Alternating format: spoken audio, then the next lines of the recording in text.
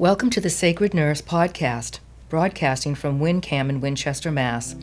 I'm Michelle Moscone, a retired registered nurse with a lifelong devotion to caring for others. Yet it wasn't until I embarked on my own healing journey that I truly discovered the sacred path of whole person care. The first half of my career unfolded in the medical ICU of a major Boston hospital where I stood daily at the crossroads of life, death, and crisis. But over time, the cost of that disconnection became deeply personal. After years of unprocessed trauma and environmental exposure, my body began to shut down. At the time, it felt like a collapse, but in hindsight, it was a sacred threshold, a doorway into transformation. The traditional nursing role no longer served me, but something deeper within me stirred awake. I began exploring a different model of healing, one rooted in energy, emotion, presence, and spiritual awareness, emerging with a renewed understanding of what it truly means to heal. My journey echoed the myth of Pluto and Persephone. Like Persephone, I descended into darkness and returned with wisdom. I reclaimed my voice, my path, and my soul. This podcast is a safe space for those stories. Each episode is a conversation with someone who has walked through their own underworld and emerged transformed. Like Persephone, you are not just a survivor, you are your own queen. Welcome to Pluto Pathology, where healing begins in the depths. For more information, go to my website, sacrednurse.com. Okay, so hello everybody. Welcome to Sacred Nurse podcast, From Wounds to Wisdom. Today I have my friend and guest, Ashley Fisher, with us. We met at our Reiki 3 level, our master level, a few years ago, and she's here to talk about her wounds to wisdom. So Ashley, you can start with whatever you'd like to talk about today. Oh, well, I just want to thank Michelle for having me. We have been together in lots of different capacities, and I'm just so grateful for this opportunity today. So thank you so much. You're welcome. And if at any time something feels uncomfortable, you don't have to say it. Sure. Just your comfort level. Yeah, absolutely. Whatever you want to talk about. Yeah. Should we talk about how I started off with all this stuff? Is that what would you like? It's nice to begin at the beginning. At the beginning. Yeah, when did it start for you? So I have 2 girls, and when I had my second, it was 2018, and I really suffered with some postpartum depression and anxiety with her. And it was very late term. It wasn't that first 6 weeks or that first even 12 weeks. It really came up at, I'd say, like 6 to 8 months. Mm-hmm. It was out there, but I knew enough hormonally that it just wasn't right. And I was struggling. There were all these things kind of like going on in my life and blowing up, and I was just miserable because it's not fun to be so down. I was in my garden one afternoon, and I had one opportunity end, and I was looking for what was next. And I was listening to another podcast, and I was talking all about spirit guides and signs, and I already had a sense of like who my spirit guides could be, and I was just looking for a sign for what's next. And I was like, all right, Spirit, what's next for me? Send me a sign. Later that night, I went to a meeting for the Chelmsford Mothers Club. I still am actively involved in it. And I was walking in with a woman, and I didn't know her, and I was just trying to make conversation. And I said, hey, how was your weekend? And she said, it was great. I got trained in Reiki. And at that moment, I knew that was my sign. Mm-hmm. And I got the Reiki Master's information, and it happened to be the only weekend I was available for the next couple of weeks. So I signed up, and that was for the Usui, Reiki 1 and Reiki 2 in one weekend. That was November of 2019. And I just went right into it, which I think was very much needed with COVID. Oh, yes. Yeah. So here we go. It was, couple months later, 6 months later, COVID lockdown. Mm-hmm. And I started my practice really seriously through COVID, and I started taking on clients that way. all virtual, but it was really, I could feel the healing that needed to be done for me. And I wasn't sure what path it would take. And since then, I have just been following all the different breadcrumbs to figure out what I like and what I enjoy. And I've made a business out of it. And it's been incredibly rewarding. And I love meeting all these wonderful people through the work. Yes. So where did you feel that you needed healing? What was going on? What was off that you knew you needed to heal this part of you? Well, to use a very buzzy word right now, I could just feel my nervous system being off. I just felt like I just needed a change. I needed something that was for myself. It was interesting because after I was attuned to Reiki, I went through that 21-day cleansing period, and it was rough. It was really rough for me. I felt like I was not hearing voices, but it was like that psychic sense really started to open up for me. And what it ended up doing was it led me to call my primary care physician, being like, I need some sort of help. So I was able to get on some medication to help with my depression and my anxiety. And I just started giving myself self-Reiki every single day. I don't do it as much anymore. It's a hard practice to keep up. But it was just like my heart was hurting is the best way I could describe it. I just needed something else in my life. And I was willing to try whatever at that point. And I started seeing a therapist, and it was just before that I would have been so ashamed to have. Yes, there's a lot of stigma around mental health issues. Exactly. Yes. And I'm not, I always feel like I just have like a little taste of certain things. Like I'm not a full-blown this or a full-blown that, but I always get enough of a taste of something to get a sense of understanding, and I just knew enough that I needed help. And that's like really, it's hard to pinpoint what it is, but I would just say like my heart was just hurt. Yeah. I had dealt with the death of my mother. She had died before I was married, before I had children. And you think you move through grief, but it keeps bubbling up. Right. And I still have that to resolve. And I think it led me, what's interesting is my Reiki work led me into hospice volunteering, which I think hospice volunteering taught me how to deal with the death of my father.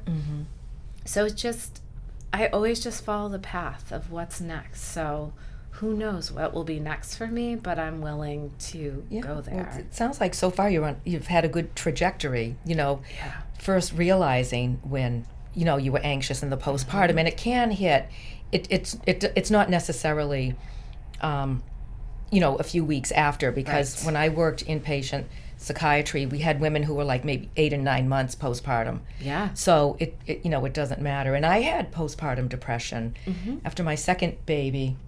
I actually had a plan. I was so depressed because my brother, when I got pregnant, I think it was like, let me see, it must have been in 1989. So I got pregnant like that March or April. Yep. And my youngest brother was diagnosed with cancer.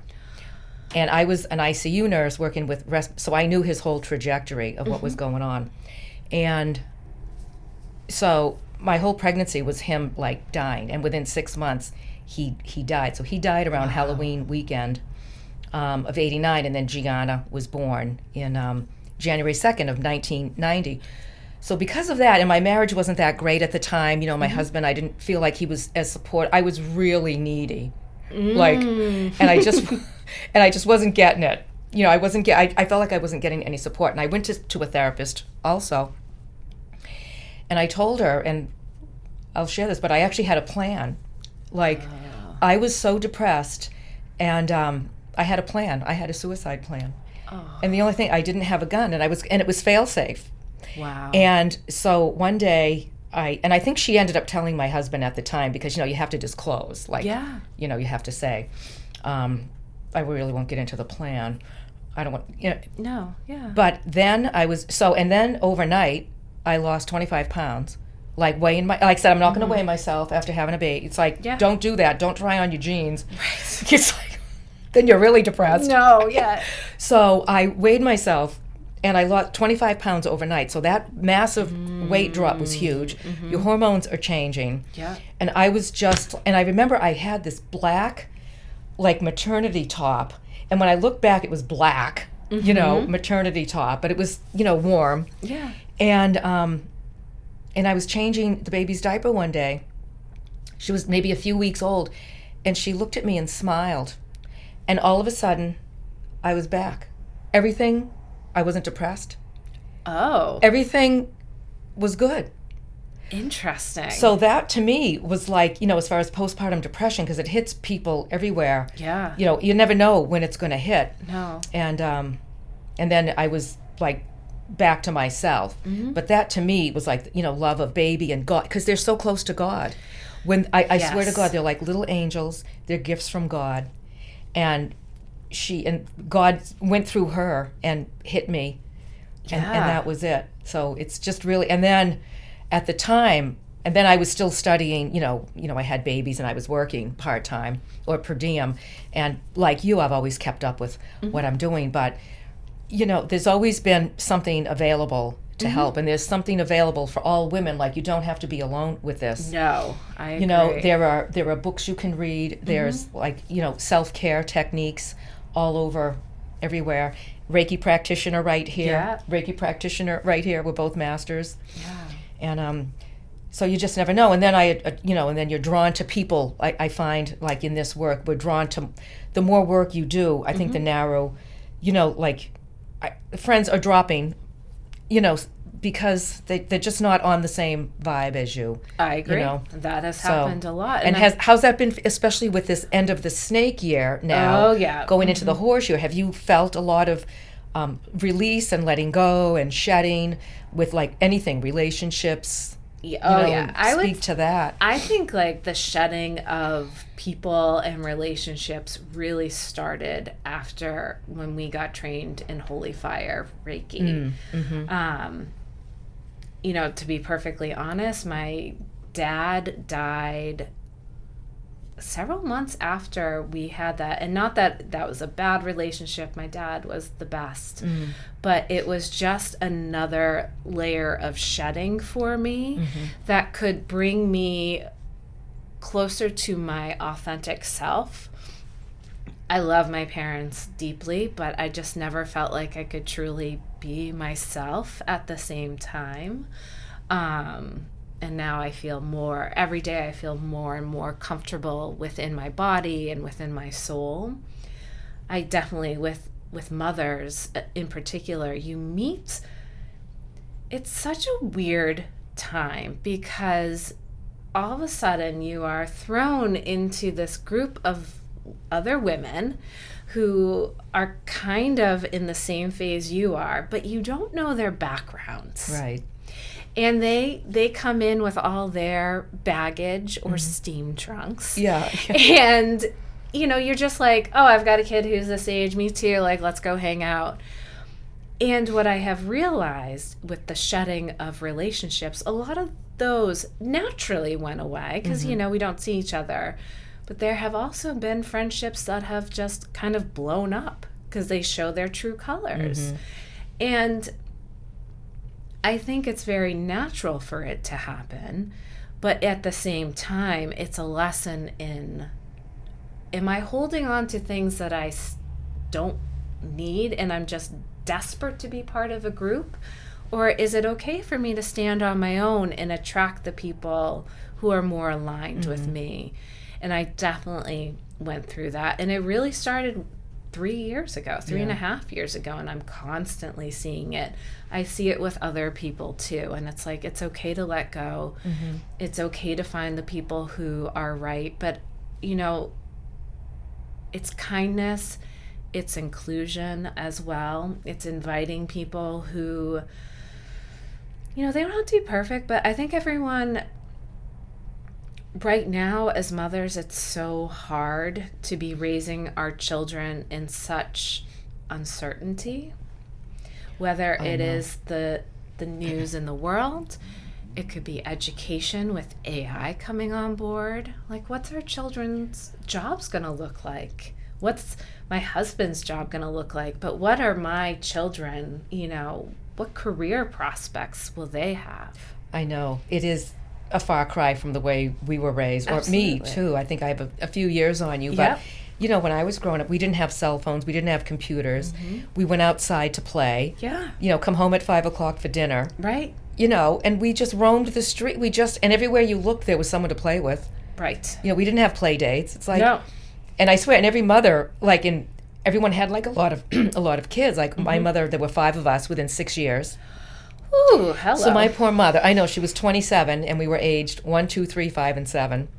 Thank God she was young. She must have I had know. so much energy. She did, because she really kept it reeled in, and because we would just get together and just we would be our own entertainment committee.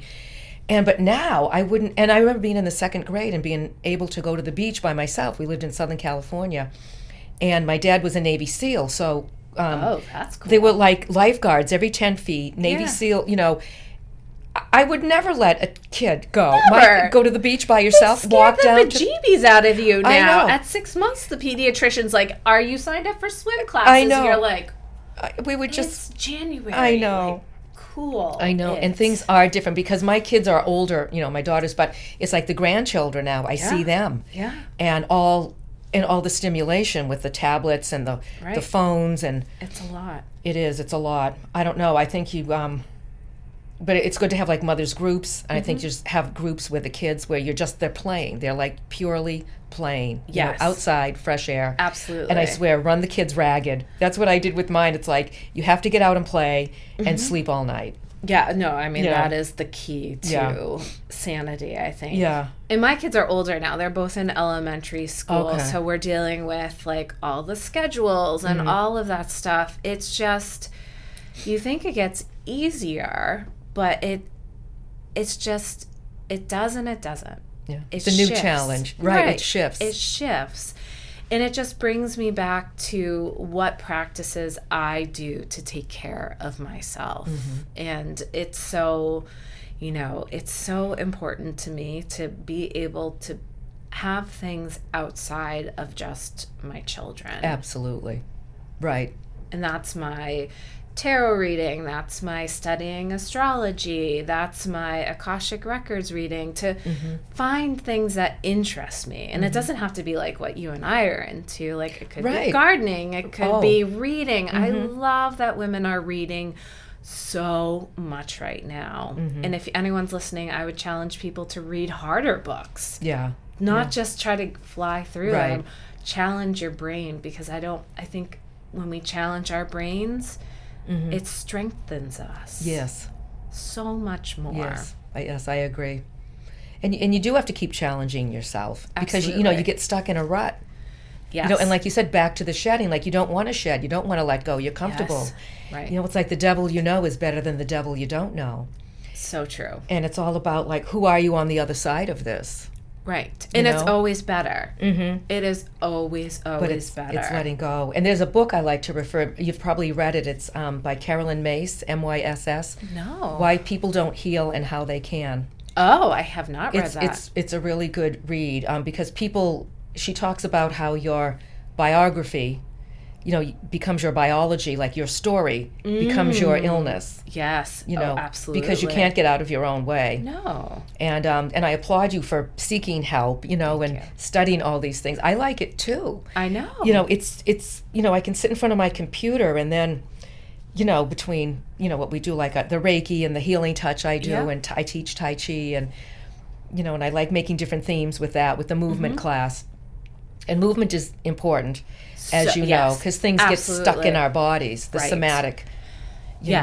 I love movement to move the emotions around. I've just started working with a wonderful personal trainer who is local, and I go to her house. She has a great little big setup actually. And one time I went to her and I was like, I'm just having a really bad day. And I was like crying. I barely know this person, but I feel like I've known her forever. Yeah. It's just like that energetic hug. But we just like did gentle yoga, and then I could just feel the shift in my energy. And that's hard to say, I need help. And let me try something different, because that wouldn't have been my go-to 10 years ago at all. Right. Maybe it would have been have a glass of wine or something else.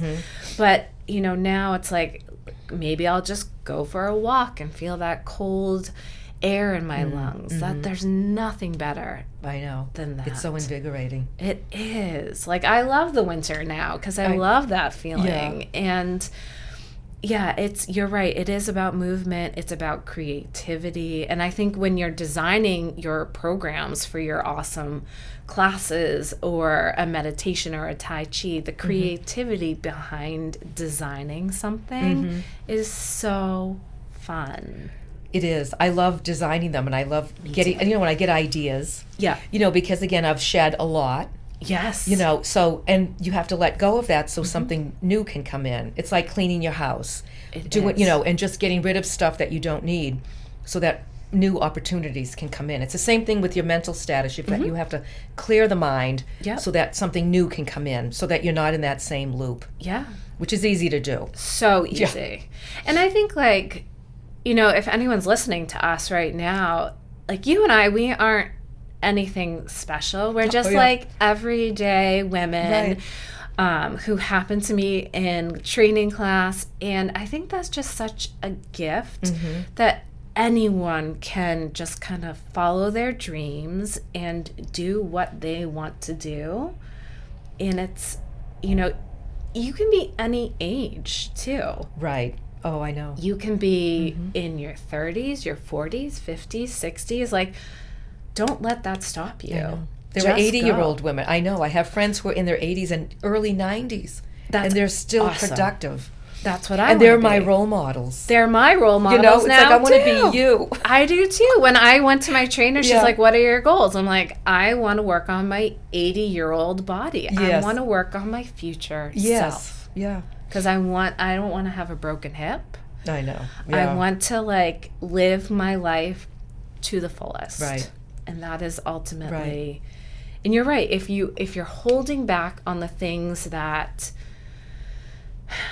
are comfortable, you're never going to get there. Right. I know. And especially now with everything, it's so tumultuous. It's like the tighter you try to hold water in your hands, the more it's going to seep through your fingers. Or I like to say, like pushing the elephant uphill. It's going to like squish, so, but it's easier said than done, but you have to, like you, and like it happened for me and to a lot of like our peers, you get to a point, it's like, this isn't working for me anymore. Right.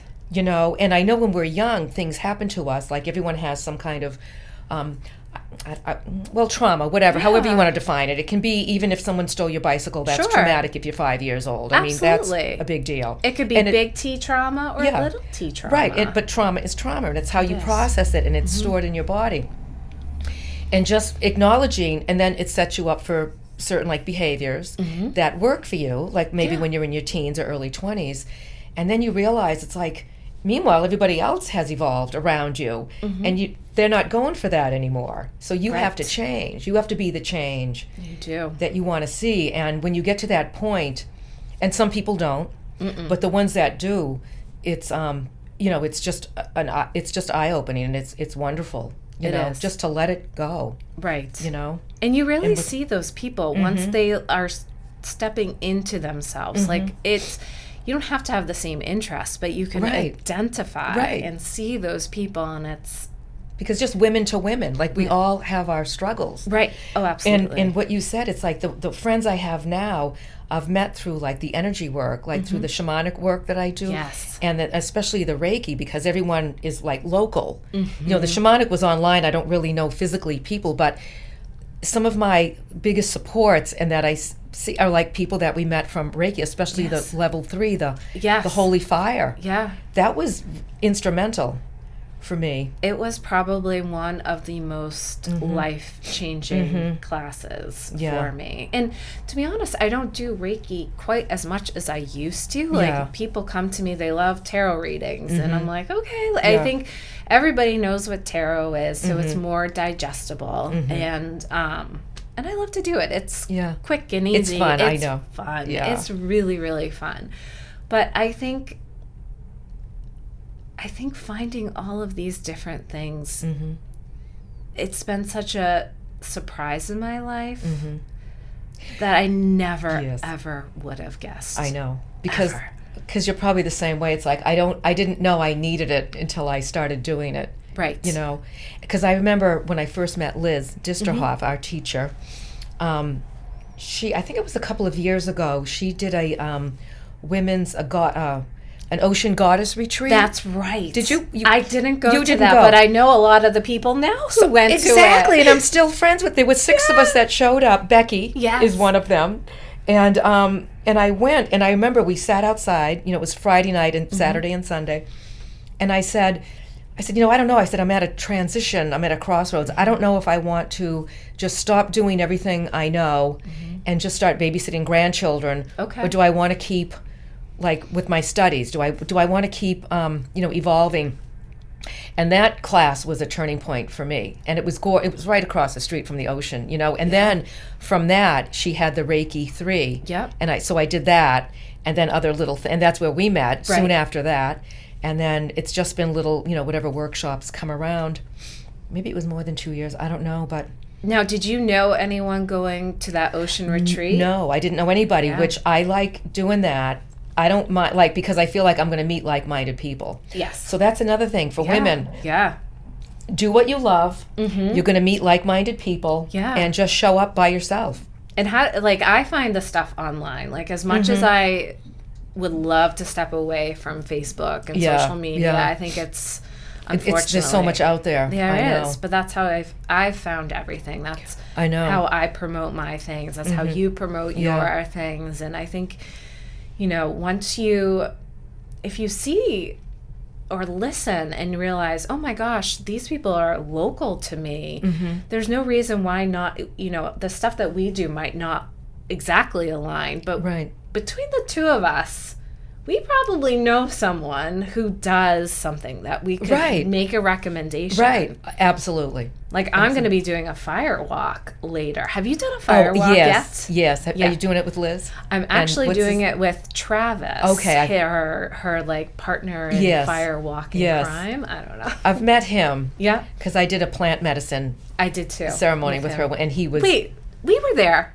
Were you there at that one in Quincy, her office? yeah, Yes, yeah, yeah. So that was fun.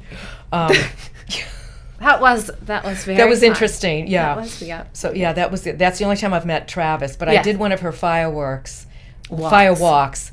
Yes, it was really cool because I thought I'm not Wait, walking. was it at that house? Ivana? Yes. Oh, yeah. We were. Yes. Yeah. Were you How there? do- Yeah. Because then How afterwards are we we not remembering. I these don't know. things? I think because You know what? It's because the Dream Incubator, which was so awesome, that really inspired Yeah. my creativity. Yeah. I think it was because online and in person. right. Yeah. And I like in person more. do That's too. why I like this because I too. started this actually because I missed talking to my patients at work.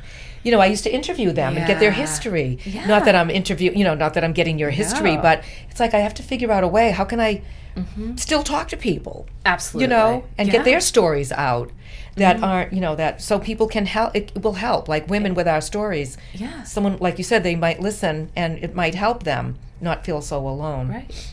In the traditional way of storytelling is verbal. It's not always written. Right. It's so verbal. It's so important to Right. be able to pass down those stories and that lineage. But yeah, it's so fun stepping out of your comfort zone, and Yeah. not everybody gets to do that. I know. And I was talking to a woman a few weeks ago. She wanted to meet somebody, and she doesn't know what to do. I said, well, you have to put yourself out there. Like dating somebody? Yeah. Okay. It's like, yeah. you have to, like, get out of your comfort zone. Right. And you just have to, like, get out there. You do. And because because I think for me, like I'm partnered, I have my honey, but I think like there are so many ways for all you women. It's like, I'll give you a little tip, just go to like museums, the Isabella Stewart Gardner Museum, the Museum of Fine Arts, the Institute of Contemporary Art. Start there. If single women are looking for a way to find somebody. It's like how you and I show up blind to an event, because we know we're going to find like-minded people. So you go to an event like that and you automatically find people who have the same interest. Absolutely. So start with going to museums. Right. Right. Or take a class, adult education. Yes. Even if it's like you're not looking to find a partner or date someone, you might meet a friend who is also interested in learning how to watercolor. Right. Cool. And you have someone new to hang out with now. Exactly. You have to. I know it's hard though, putting yourself out there. It's so hard. Again, it's about reinventing yourself and letting go of the old way. It is. And it's hard to do. And it's similar to like back when we were talking about those like early mom groups.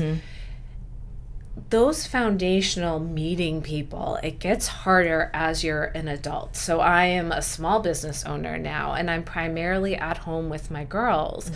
So I don't have a corporate job that I can go grab a coffee with a colleague anymore.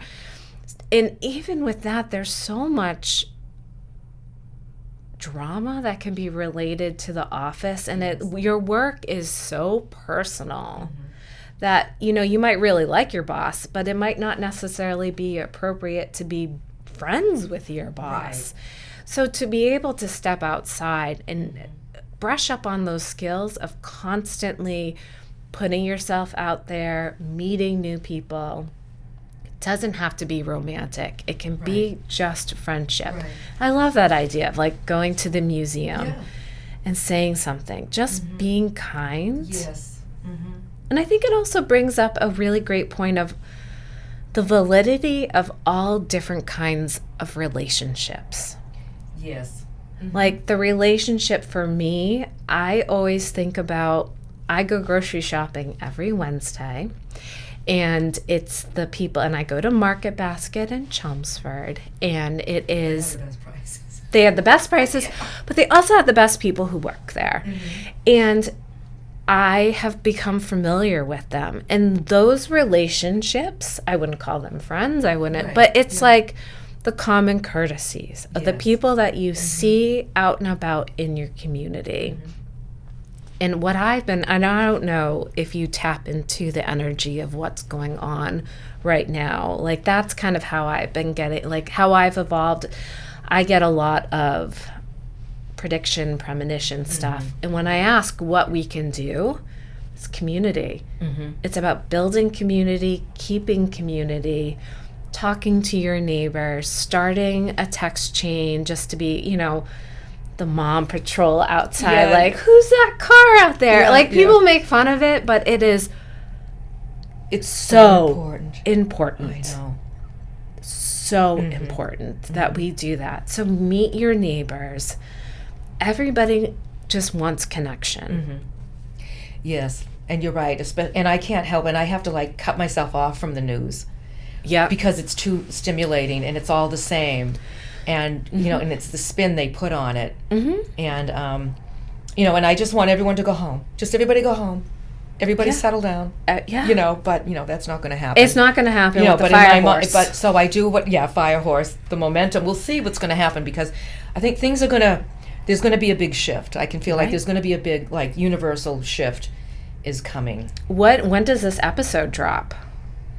Is that how you say it? What? Oh, this one? Yeah. I'm going to come in maybe Thursday. Okay. We can probably wrap it up. I'll edit it Thursday and then we'll post it. So Thursday, Friday. So should we talk about the astrology of February a little bit? How crazy it's going to be? You want to? Yeah. Well, this is like really we could do another one. We could. Let's just say this. Okay.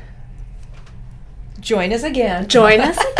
No, I think I would call myself a baby astrologer. Yeah, me too. But I would say there's lots of great people out there who know a lot more than me. And what I find with a lot of validation and comfort is that there's somewhat of a roadmap. And what I can say is February, particularly the middle of February is going to be wild. We've got our solar eclipses coming up. We also have a conjunction, and I can't think of it off the top of my head, that is once in a lifetime. Saturn and Neptune conjunct at the 0 degrees of Aries. In Aries, yes. The real astrology girls are probably cringing right now, but once in a lifetime, things are going to change. So what can we do to prepare for it? I would say, let's yeah, talk about that. Yeah. ground, go outside, move your body, draw, write. What would you do? Well, I would be outside. Yeah. I would, because, and actually on it's interesting because February 17th we have got solar eclipses going on also. And the new moon. Well, it is the new moon. Well, yes. Well, and February 17th is when the Chinese New Year starts, and we go from Snake. That's when the horse year starts. So there is a lot going on, like you said there. But for me, I would just decrease external stimulation. Yep. Only take in what will suit me. Yep. Outside, you need to breathe fresh air. Yes. Exercise. Yep. Moving the body, regulating your breath and movement with Tai Chi. Because they're slow, simple movements, and you synchronize your breath with it. And even just taking a deep breath. Taking a deep breath, synchronizing your breath, box breathing. Yes. You inhale for 4, hold for 4, exhale for 4. And hold for 4, and that'll reset your nervous system. Or even like breathe in, breathe out with your hand. You can use your hand to do that. Yeah. I also love dimming the lights at the end of the day. Yes. I set my Alexa to 20% in the living room. Oh, okay. It dims the lights, and I just feel like, yes. So maybe that's what I'll do. And candles are nice. Candles are always nice. Yep. Just don't decrease the stimulation. Yeah, you need to decrease the incoming and surround yourself with like-minded people. Yep. Who are there for you, who have your best interest at heart. Yes, I agree. Yeah. Will you have my best interest at heart? I do, darling. Thank I do. You. And you have mine, I know. Okay, is there anything else? Because we'll wrap this up. We have so much more. We could talk forever. About, I know. No, if you're interested in finding me, I'm on Instagram. My page is Ashley Page, Page .healing. I also have a website. It's ashleypagehealing.com. And you can book a healing session with me, spiritual life coaching, tarot, astrology, Akashic records. So Michelle and I do it all. Yeah. So book her too. Yeah. She's the best. Yeah, sacrednurse.com. Yes. You'll see all the things I have to offer. Yeah, absolutely. And this will be, you can see the podcasts on sacrednurse.com. They're posted there also. And Spotify too, right? And Spotify, yes. And this will be on Spotify. Great. Yeah, we're everywhere. We're everywhere nowadays. Well, Ashley, thank you so much. I appreciate you opening up and sharing your story. Pleasure. And we will see you all again soon. Yeah, maybe I'll see you at a retreat soon. Yes. Yeah, let's do it. Why don't we have a retreat?